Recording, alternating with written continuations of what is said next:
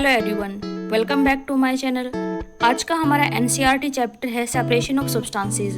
तो चलिए स्टार्ट करते हैं आज का चैप्टर। सबसे पहले हम पढ़ेंगे सेपरेशन क्या होता है। What is separation? Separation means removal of substance from a mixture और टू और मोर substances.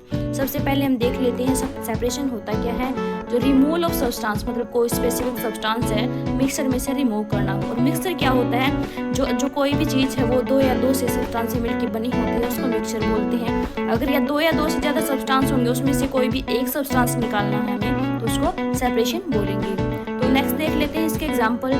Separating stone from rice. Rice से स्टोन को अलग करना।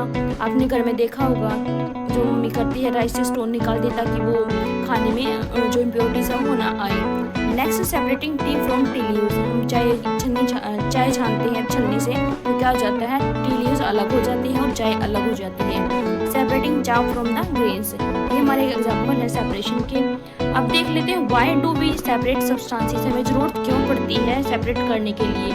तो एक जो कोई भी कंपोनेंट है उसमें क्या होते हैं, दो होते हैं। एक तो यूजफुल कंपोनेंट होते हैं, एक नॉन यूजफुल होते हैं। राइस हो गया, एक तो राइस तो यूजफुल हो गया, और जो स्टोन होते हैं उसमें वो नॉन यूजफुल होते हैं।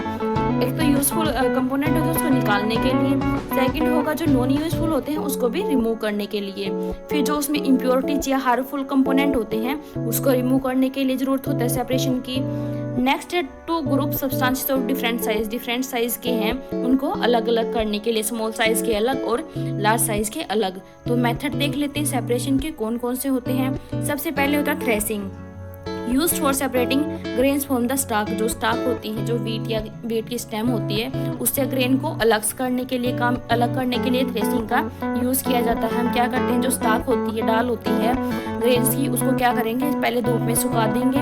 जब वो ड्राई हो जाएंगे उसको क्या करेंगे, बीटन हार्ड करके, ताकि वो जो ग्रेन्स है उसमें वो अलग हो जाए स्टाक से, उसको क्या बोलेंगे, थ्रेसिंग। एक बार दोबारा देख लेते हैं। हम पहले स्टाक को धूप में सुखा देंगे, फिर वो अगर ड्राई हो जाएंगे सन की हेल्प से, तो क्या करेंगे, उसको मारेंगे उसको, मतलब किसी भी हथौड़े मतलब लकड़ी वगैरह से मारेंगे ताकि वो जो ग्रेन्स है वो स्टाक से अलग हो जाए। इस प्रोसेस को हम थ्रेसिंग बोलते हैं। इस प्रोसेस के लिए हम जो बैल होते हैं या फिर मशीन होती है उसको यूज कर सकते हैं, मशीन का भी यूज कर सकते हैं।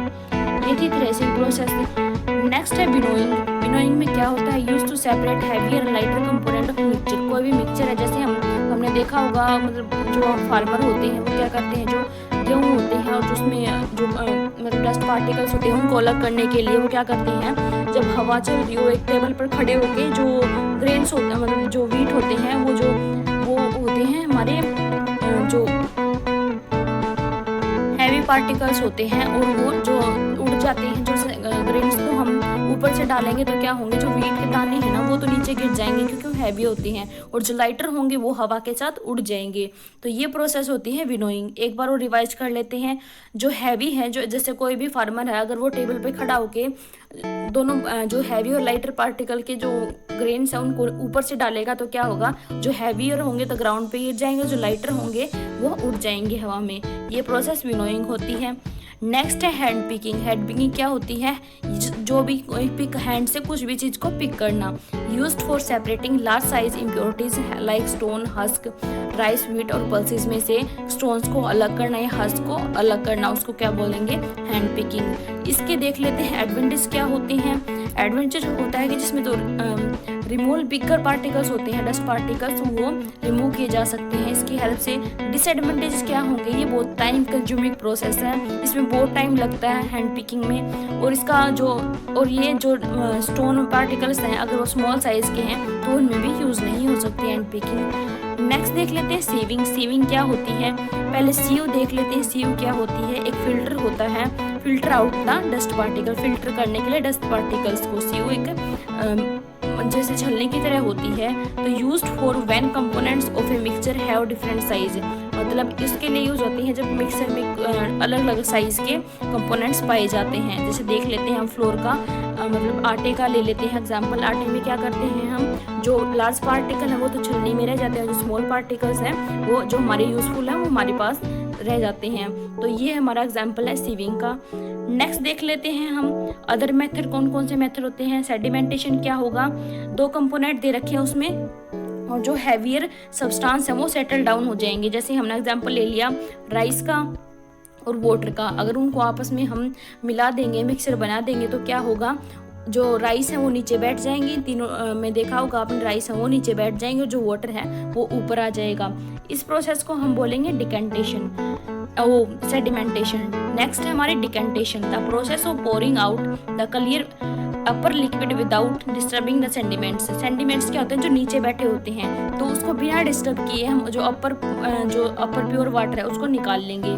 इसमें एग्जांपल लेंगे रेत का, मतलब रेतीला पानी होता है, उसको हम थोड़ी देर के लिए रख दें तो रेत है वो नीचे सरफेस पे नीचे बैठ जाएगा बॉटम में, और तो क्या होगा, और जो प्योर वाटर है उसको हम अलग कर लेंगे दूसरे बीकर में। इसमें दिखा रहा है कि जो रेत है वो नीचे बैठ गया, जो प्योर वाटर आ गया ऊपर उसको हम अलग कर लेंगे। इस प्रोसेस को हम करेंगे डिकेंटेशन।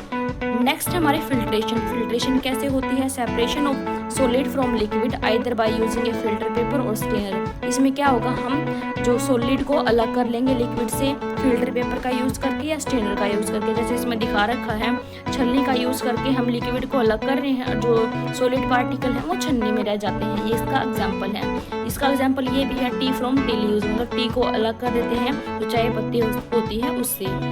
नेक्स्ट देख लेते हैं इवेपोरेशन क्या होता है। Evaporation is used when we want to get a substance that has been dissolved. मतलब इवेपोरेशन जब यूज़ किया जाता है, जब पानी में कोई भी चीज़ घुली होती है, तो वो क्या करेंगे, हम उसको getting salt out of salty water. हम साल्ट, जैसे साल्ट का एग्जांपल लेते हैं, जैसे साल्टी वाटर है उसमें से साल्ट निकालना हो तो क्या करेंगे, उसे जो वार्म प्लेस है उस पर रख देंगे, जो या फिर उसको गर्म कर देंगे, वार्म प्लेस पे रख देंगे, जो पानी है वो तो इवेपोरेट हो जाएगा और जो साल्ट है वो नीचे बच जाएगा।